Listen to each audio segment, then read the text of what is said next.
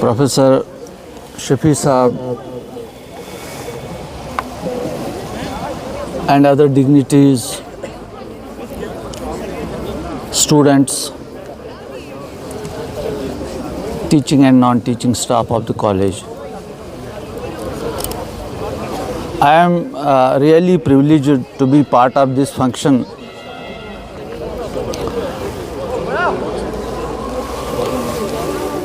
The organizers, they deserve praise for having successfully conceived the idea of saffron cultivation and successfully completing the project.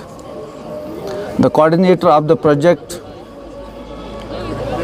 needs applaud and encouragement. You see, you might have heard before my arrival the technicalities of this cash crop. I will not go into that aspect because it would be simply a repetition what Professor Zahid and Professor Majid Saab they might have deliberated on this stage.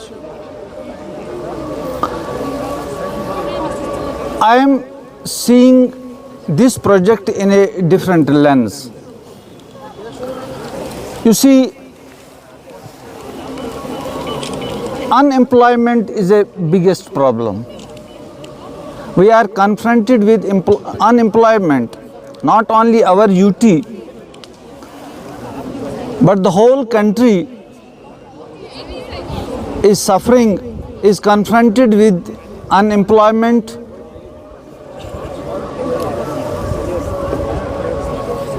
It has been reported in a document called as India Employment Report 2024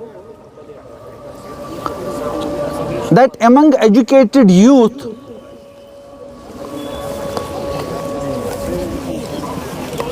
%83% of the people are unemployed. I am not talking about general unemployment category. I am talking about educated unemployed youth. They constitute 83% of the total unemployed.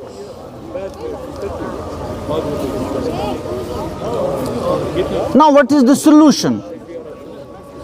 Perhaps this project will pave a way to all those who want to have their own business, who want to start any enterprise or any entrepreneurship.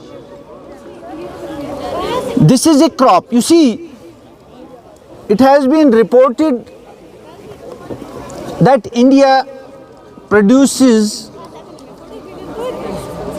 only 4 tons of saffron annually, whereas the requirement is 100 tons per year.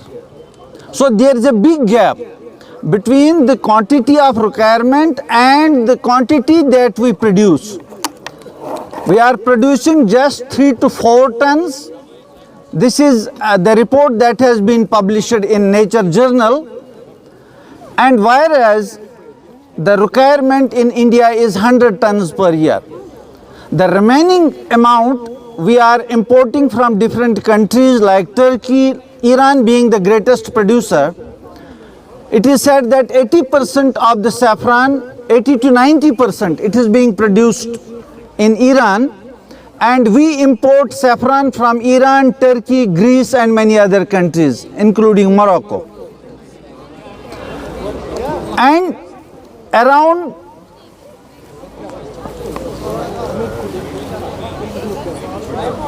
more than $1.8 million we are spending upon this import annually.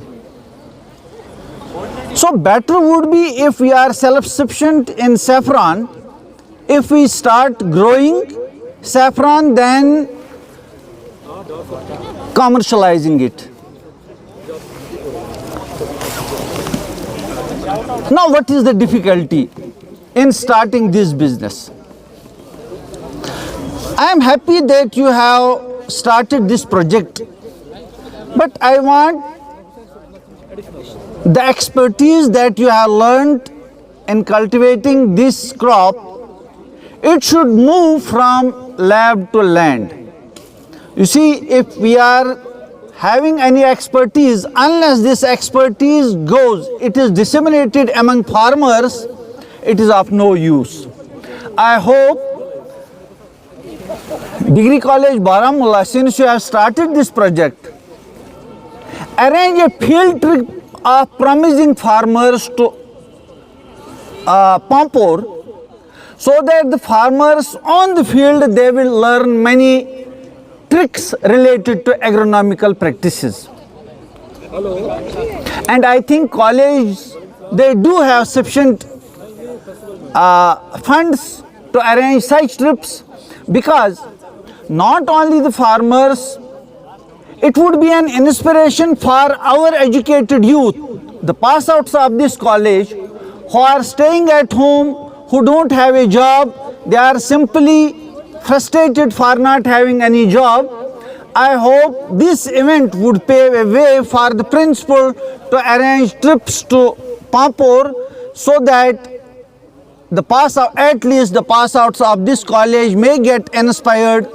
They can start cultivating this crop at their homes. You know,